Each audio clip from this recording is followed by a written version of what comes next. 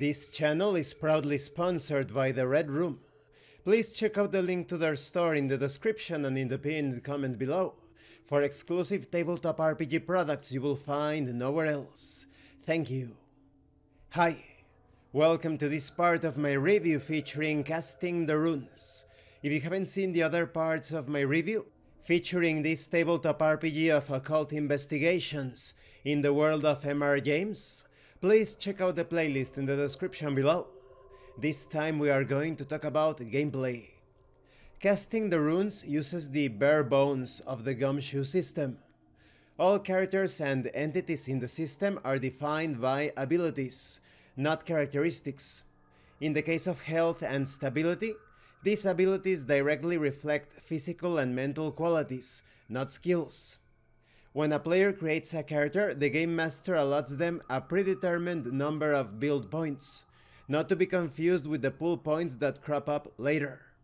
The player divides these build points among different abilities. The starting value for each ability is called a rating.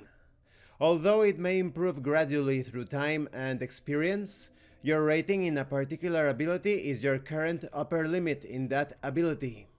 This rating also defines the number of points you have as a pool for that ability at the beginning of each investigation or adventure.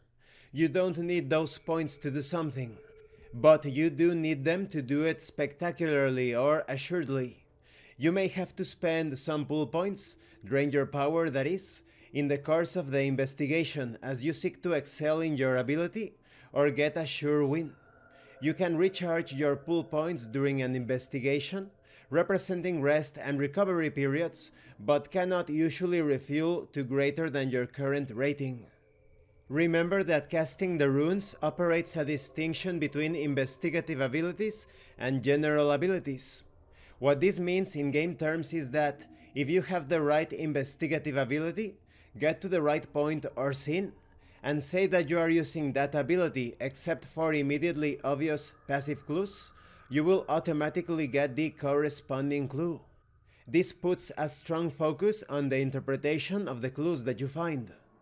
Now, when it comes to regaining pool points, spent points from various pools are restored at different rates, depending on their narrative purpose. Investigative ability pools are restored only at the end of each case or scenario, without regard to the amount of time that passes in the game world. The contemplation ability also adds some potential for recovery of investigative ability pool points during an adventure, but this is very much a special case. Game masters running extremely long, multi-part investigations may designate certain story events as breakpoints where all investigative ability points are also refreshed. Two specially important general abilities have top priority for recovery: health and stability. The health pool refreshes over time, at a rate of 2 points per day of restful activity. Use of the first aid ability can restore a limited number of health points in the course of a session. Wounded characters heal at a different rate, over a period of hospitalization. The use of the psychoanalysis ability permits limited recovery of stability points in the course of an episode, but refreshment occurs between investigations. There could be various factors that affect this recovery, and when it comes to pools for physical general abilities, such as athletics, riding, scuffling, and firearms, they are fully restored whenever 24 hours of game world time has passed since the last expenditure. The remaining general abilities refresh at the end of each case, like investigative abilities. At the end of each investigation, each investigator gets 2 build points for each session they participated in. Players who had characters die in the course of the investigation only get points for each session involving their current character. These build points can be spent to increase either investigative or general abilities. You may acquire new abilities or bolster existing ones. The Game Master will decide whether an attempt to acquire a new ability is feasible and credible. Most Game Masters will keep a cap on class, or strictly limit the ways to improve it.